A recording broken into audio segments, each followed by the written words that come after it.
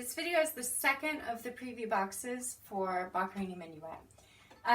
There was a video also of what to review for Boccherini Minuet, and I spoke about how witches dance can be helpful with the section we're about to try, so please watch that. So we're on page 27, the preview's in the book, and we're on it's kind of the fourth line, starting on high A. So it's this box.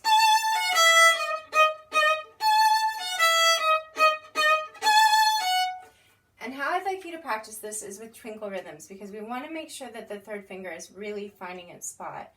And it has to switch very quickly from D sharp, which is a high 3, to A natural, which is a regular 3 on the E string. If you look at the line below, it just has those notes.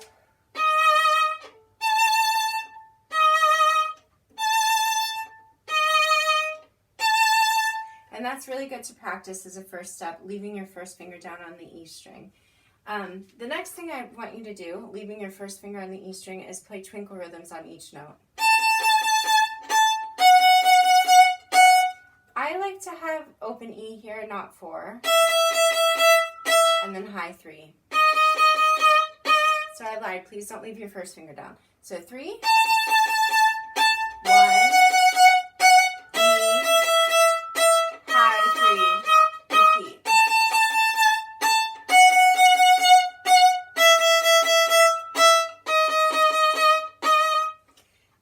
start to put the slurs in. Remember, if it's tricky, you can always add a stop between your bows, and I'll do that now.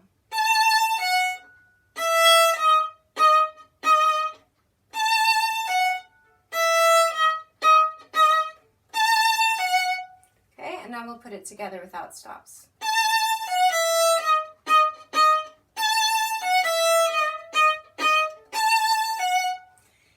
You can't really see that this arm is crossing, but I hope that you can see that there's some changing here, and that just really helps me get those third fingers to be really well in tune. Okay, the final kind of previews are in the trio section, so we'll skip down there. A lot of it is just phrasing. In bar 28, and the very last part of the piece, we have more, less, least. So we want that sound to go away and get smaller. So the first note gets more bow, the next gets less, and the last note gets the least amount of bow. So you can ask your child to measure 4 inches, then 2 inches, then a half an inch. And the same thing here. So you can hear that really helps the phrase go away. Another thing that we need to call attention to is in bar 22, and there are some similar places, for instance bar 38, where we have an open E, or an open string, and then a fourth finger quickly after. E, E, 4. So we really want to make sure we match the pitch.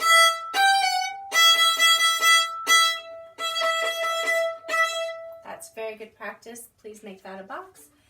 24, there's a string crossing issue. So we play our F sharp on the E string, and then we have to jump the string, so elbows need to roll here. Then go away. There's a D crescendo in that bar.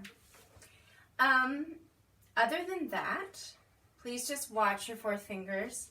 I don't want a fourth finger in bar 41, and I don't want a fourth finger in bar 25, but all of the other fourth fingers in the trio are good fourth fingers, and please do play them.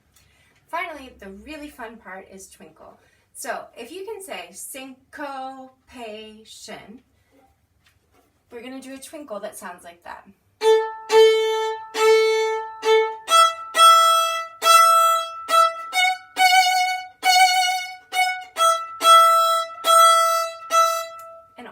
Long bows have accents.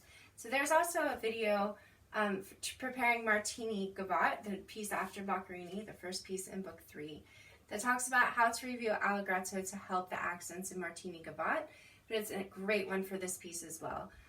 Just remember that you have to stop the bow before that accented note, and you have to grab the string. So we're playing small bow, stop and grab, stop and grab, small bow, grab, stop. So you really want to make sure that those long notes sound a little bit extra. The beginning of the note has a bit of a clicky sound, and that's the accent that we're looking for.